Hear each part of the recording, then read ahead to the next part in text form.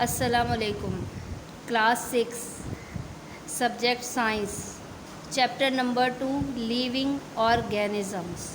यानी इस चैप्टर में हम वो तमाम चीज़ों के बारे में पढ़ेंगे जो लिविंग है यानी ज़िंदा हैं।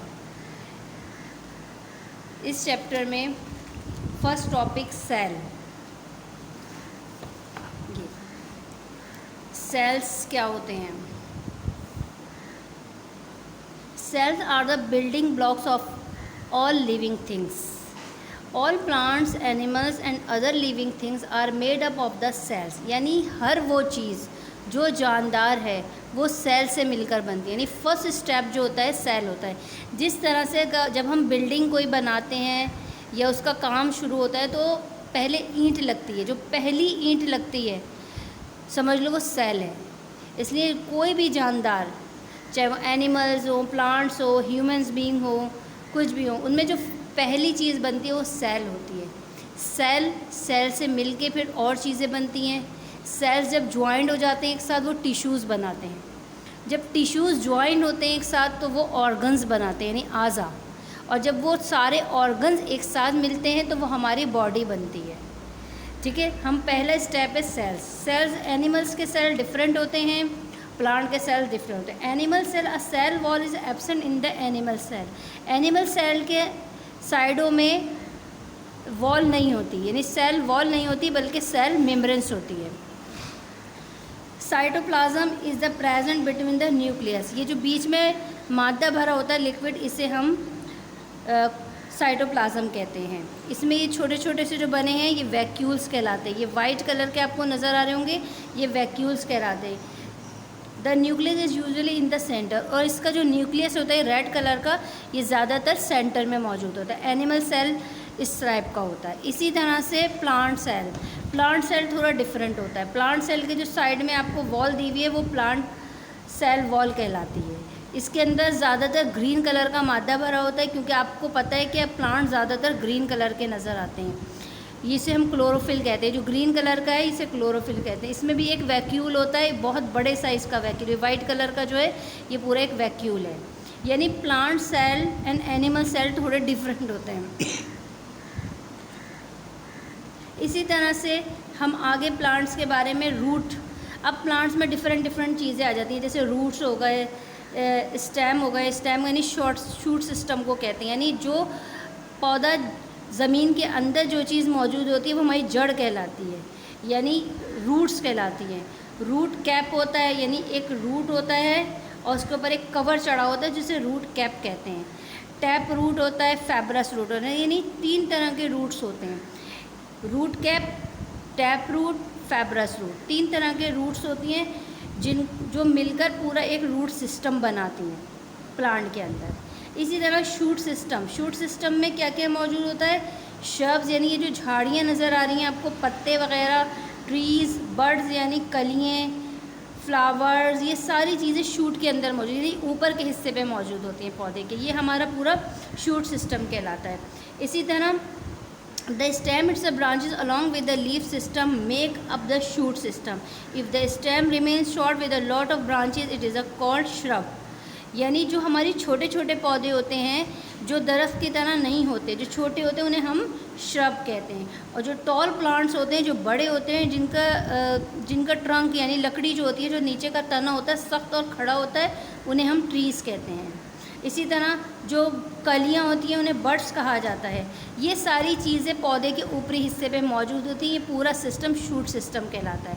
ये रूट सिस्टम हो गया, ये शूट सिस्टम हो गया। इसी तरह से और प्लांट्स के अंदर बहुत सारी चीज़ें आती हैं।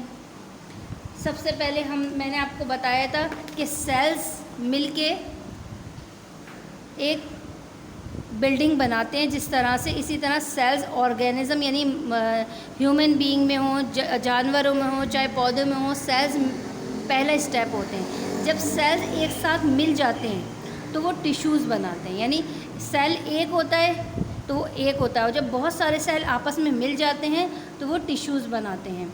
Tissues, a group similar cells which are specialised perform particular function is called a tissue.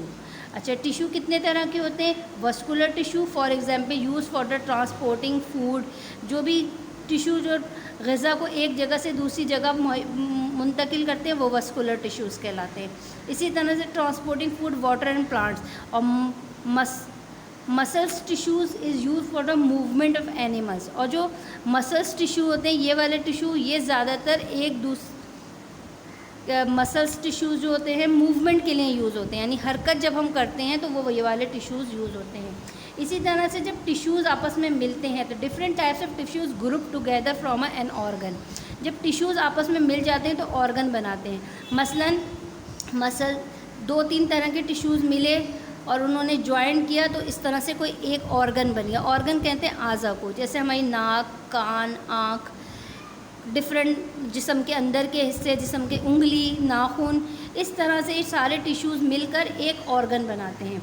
Organ system क्या कहलाता है? उसमें सारे ऑर्गन्स जब मिल जाते हैं, the body of living organ are made up of the variety of system.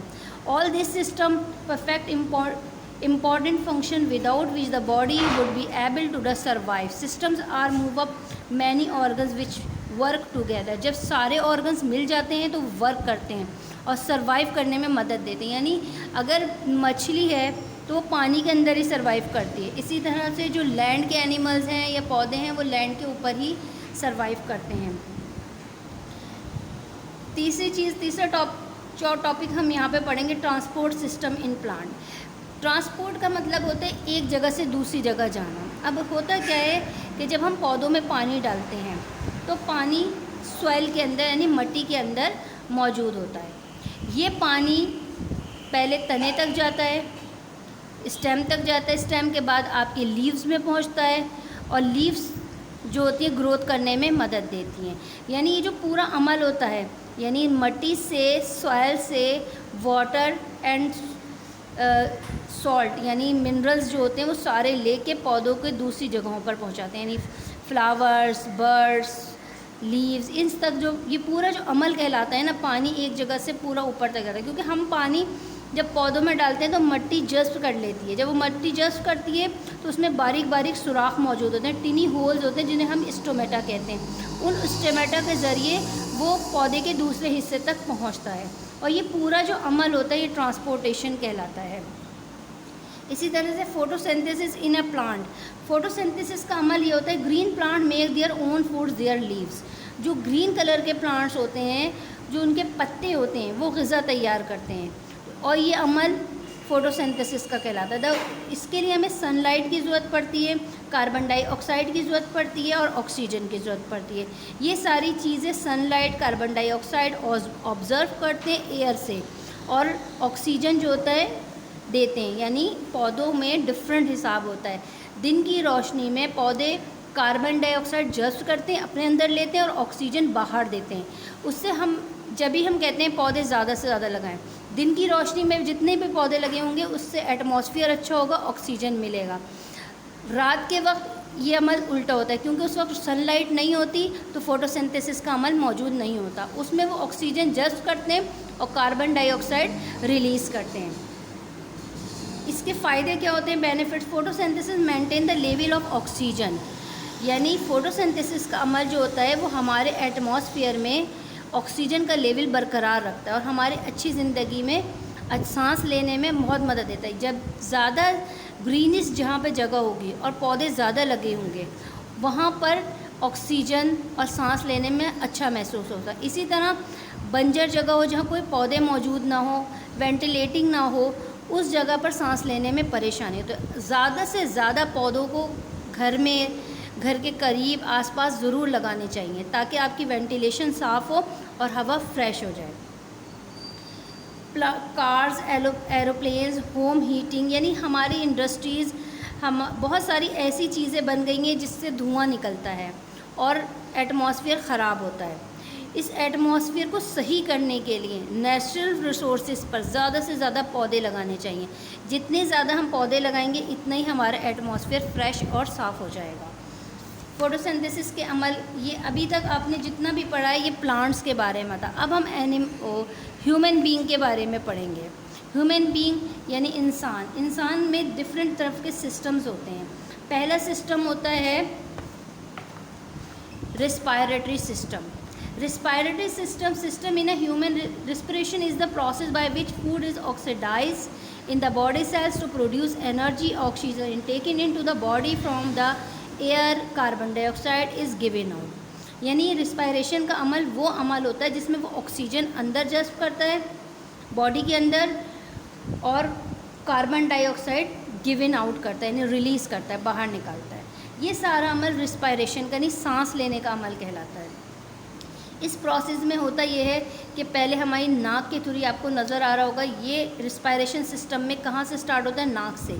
ये आपने सांस अंदर लिया इस ट्यूब के ज़रिए, इस ट्यूब को ट्रैकिया कहते हैं। ट्रैकिया के ज़रिए सांस आपके लंग्स के अंदर जाता है। लंग्स के अंदर बारीक बारीक नसें और एक जाल बिछा हुआ होता है जिसे ब्रोनोकाइल कहते हैं। यानी ये जो आप सांस लेते हैं ये इसके ज़रिए अंदर जाके फूलाता है। जिस तरह से गुब्बारा होता है, गुब्बारे के अंदर जब हवा भरते हैं तो वो फूलता है, इसी तरह से जब वो रिलीज़ होती है, यानी हवा बाहर निकलेगी तो वो सिकुड़ जाएगा, कम हो जाएगा। पूरे टाइम ये पंपिंग का अमल जारी रहता है, सांस लेना बाहर निकालना, सांस अंदर लेना, सांस बाहर निकालना, ये सारा काम लंग्स के अंदर मौजूद होता है। लंग्स ये काम करते हैं और ब्लड सर्कुलेशन को सही रखते हैं। अगर आपकी सांस लेने में परेशानी है और मसला हो रहा है तो आपकी ब्लड सर्कुलेशन में भी फ़र्क आना शुरू हो जाएगा। ये पूरा अमल रिस्पायरेशन का कहलाता है, यानी इनहेल करना, यानी सांस को अंदर लेना, सांस को बाहर लेना। जब हम सांस अंदर लेते हैं तो उसमें 21% ऑक्सीजन अंदर जाती है और जब हम बाहर निकालते हैं तो 16% बाहर आती है, यानी कुछ परसेंट हमारे अंदर जज्ब हो जाती है। खून के अंदर, ब्लड के अंदर इतनी परसेंट अंदर रह जाती है। इसी तरह कार्बन डाइऑक्साइड जब आप इनहेल करते हैं, अंदर लेते हैं, सिर्फ 0.4% होती है, बहुत थोड़ी मिकदार, लेकिन जब आप बाहर निकालते हैं तो 4% निकलती है, यानी ज़्यादा। नाइट्रोजन सेम रहती है। नाइट्रोजन जितनी हवा में, क्योंकि नाइट्रोजन, कार्बन डाइऑक्साइड और ऑक्सीजन मौजूद होती है, 3 चीज़ें लाजमी हवा के अंदर मौजूद होती हैं। नाइट्रोजन जितनी आपके अंदर जाती है इतनी ही बाहर निकल जाती है, यानी उसका कोई काम आपके जिस्म में नहीं होता। आपको कौन सी एयर की ज़रूरत पड़ती है? ऑक्सीजन एंड कार्बन डाइऑक्साइड की, बस। नाइट्रोजन जितनी जिस्म के अंदर जाती है सांस लेने में, इतनी ही बाहर वापस आ जाती है।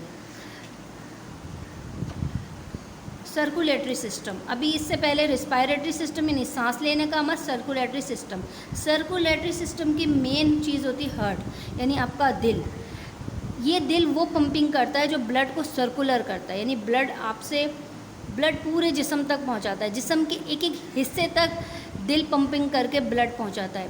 साफ़ खून आज़ा तक पहुंचता है, हमारे ऑर्गन्स तक पहुंचता है, और गंदा खून हमारे शरियानों में चला जाता है। 2 तरह की आर्टरीज़ होती हैं, वर्टिकल्स होते हैं, आर्टरीज़ होती हैं। एक ब्लू कलर की वेन्स होती हैं और एक रेड कलर की वेन्स होती हैं। जो साफ़ खून होता है वो रेड कलर की वेन्स होती हैं, और जो खून पंपिंग के बाद डिज़ोल्व करना होता है वो हमारा ब्लू कलर की वेन्स कहलाती हैं।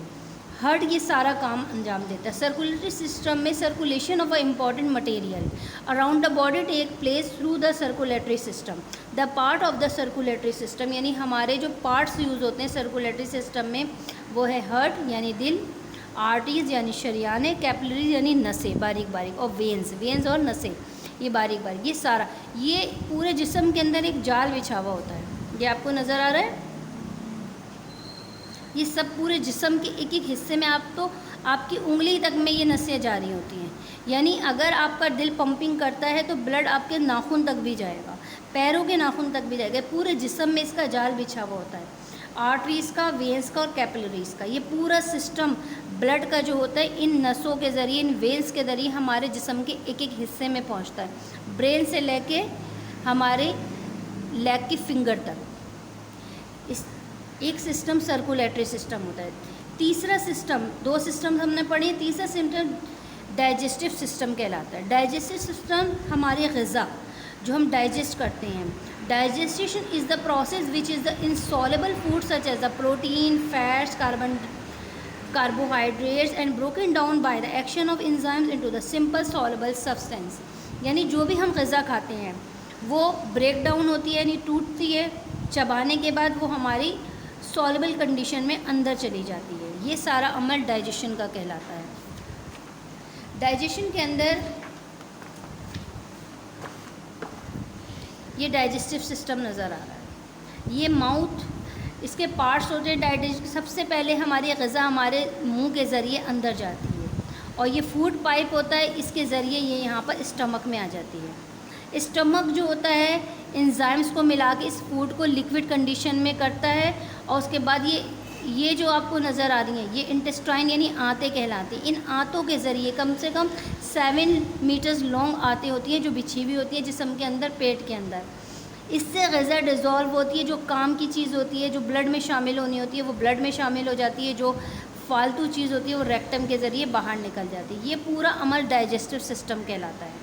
यानी आपके मुंह से ग़िज़ा जाती है, उसके अंदर थूक, सलीवा यानी आपका थूक शामिल होता है, थूक मिला के एक एंजाइम्स बनता है, उसे लिक्विड कंडीशन में करते हैं और वो जो पाइप है फूड पाइप उसके ज़रिए आपके स्टमक में पहुंच जाती है। स्टमक के बाद वो ही ग़िज़ा आपकी स्मॉल इंटेस्टाइन में जाती है, जो लिवर मौजूद होता है, जहाँ पर लिवर उसको ग़िज़ा को, अच्छी ग़िज़ा को अपने अंदर जब्स कर लेता है, ब्लड को और ऑक्सीजन को, और बाकी चीज़ें बाहर निकाल देता है। लार्ज इंटेस्टाइन में वो चीज़ जाती है और एनस के ज़रिए हमारे जिस्म के ज़रिए बाहर निकल जाती है। यानी ये पूरा जो अमल है ये डाइजेस्टिव सिस्टम कहलाता है। ह्यूमन बीइंग में digestive system, respiratory system, circulatory system and digestive system, 3 systems आपने ये पढ़े। चौथा सिस्टम एग्जैक्टरी सिस्टम। एग्जैक्टरी सिस्टम क्या होता है? जो भी चीज़ आप बाहर निकलनी होती है आपके जिस्म से, जैसे यूरिन हो गया, जैसे यूरेथ्रा हो गया, ये आपके जिस्म से जब बाहर निकलना होता है तो एक प्रोसेस होता है। इसके मेन प्रोसेस में मेन जो चीज़ शामिल होती है वो होती है kidney, ureters, urinary bladder and urethra. Kidney आपको सबसे मेन काम ये अदा करती है कि आपकी जो भी चीज़ जिस्म से बाहर निकलनी है उसको साफ़ करके अच्छी चीज़ को जिस्म के अंदर शामिल करती है और फालतू चीज़ को जिस्म से बाहर निकाल देती है। ठीक है, यही पूरा अमल जो होता है एक्सक्रीशन कहलाता है। उसके बाद आता है आपका ब्रेन सिस्टम, नर्वस सिस्टम, जो दिमाग से होके चलता है। नर्वस सिस्टम के अंदर 3 पार्ट्स होते हैं। एक होता है ब्रेन यानी आपका दिमाग, दूसरा होता है आपके नर्व्स यानी ये जितनी भी मसल्स जाते हैं ना नर्व्स वो वाले, और तीसरी चीज़ होती है स्पाइनल कॉर्ड यानी रीढ़ की हड्डी। रीढ़ की हड्डी के अंदर वो नसें जा रही होती हैं और दिमाग तक जाती हैं और ये पूरे जिस्म को कंट्रोल करती हैं। आपका जो ब्रेन होता है वो सबसे मेन पार्ट होता है जिस्म का। The brain is the main part of the central nervous system and the main control centre of the whole body. जिस तरह किसी भी चीज़ का एक हेड होता है, इसी तरह हमारे जिस्म का जो हेड होता है, जो पूरा कंट्रोल संभालता है, वो होता है ब्रेन। यानी अगर कोई भी चीज़, तकलीफ़ भी आपको किसी चीज़ की हो रही है, वो पहले ब्रेन तक पहुंचती है, ब्रेन उसको फील करता है, उसके बाद वो बाकी जगहों पे जाती है। हर चीज़ आपकी ब्रेन से होके जाती है। ब्रेन वो सिस्टम है जो पूरे जिस्म को लेके चलता है। ब्रेन आपकी स्कल यानी खोपड़ी के अंदर मौजूद होता है, बोनी बॉक्स होता है, क्रैनियम कहलाता है। इसे ये मैसेजेस रिसीव करता है और ऑर्गन्स तक पहुंचाता है। यानी अगर आपको कोई तकलीफ़ है, आपको आँख की तकलीफ़, नाक की तकलीफ़, दांत की तकलीफ़, जिस्म के किसी भी हिस्से की तकलीफ़ है, वो पहले ब्रेन तक उसके सिग्नल्स आते हैं। यानी आपका ब्रेन अगर सही है और ब्रेन काम करता है तो वो पहले सिग्नल्स उनको देखेगा, और अगर ब्रेन किसी का कोई मसला है तो उसको किसी तकलीफ़ का एहसास नहीं होगा, उसे किसी चीज़ का पता ही नहीं चलता। इसलिए ब्रेन वो है जो आपका पूरे जिस्म को कंट्रोल करता है। ब्रेन के बाद हम इसमें 5th चीज़ है, नर्वस सिस्टम में 2 तरह की चीज़ें होती हैं। एक होता है इनवॉलंटरी यानी रिफ्लेक्स एक्शन, और एक होता है वॉलंटरी एक्शंस। इनवॉलंटरी एक्शंस वो एक्शंस कहलाते हैं जो अचानक से आप ले लेते हैं। जैसे अचानक से आपको छींक आ गई, जम्बाई ले लिया आपने, खांसी आपको हो गई, इस तरह से जो अमल होते हैं ये सारे रिफ्लेक्स एक्शन कहलाते हैं, जो अचानक से हो जाते हैं। और कुछ एक्शंस होते हैं वॉलंटरी एक्शन, जो आप सोच समझ के लेते हैं, जैसे कि आप वॉकिंग करना, कुछ बोलना, भागना, दौड़ना, खाना पीना, ये सारी चीज़ें जो होती हैं आपकी वॉलंटरी एक्शंस में कहलाती हैं। और जो अचानक होती हैं वो रिफ्लेक्स एक्शन या इनवॉलंटरी कहलाती हैं। इस पूरे चैप्टर में हमने पूरे ह्यूमन बीइंग एंड प्लांट्स के बारे में उनके सिस्टम्स पढ़े हैं। इन्हीं से मुताल्लिक आपको क्वेश्चंस आंसर प्लानर के अंदर मौजूद है जो आप स्कूल से आके ले सकते हैं। उसके अंदर आपकी सारी चीज़ें मौजूद है, fill in the blanks book के अंदर लिखी हुई हैं, उसके आंसर हमने प्लानर में दिए हैं। तमाम क्वेश्चन आंसर उस प्लानर के अंदर मौजूद है, आप स्कूल से आके ले सकते हैं। शुक्रिया।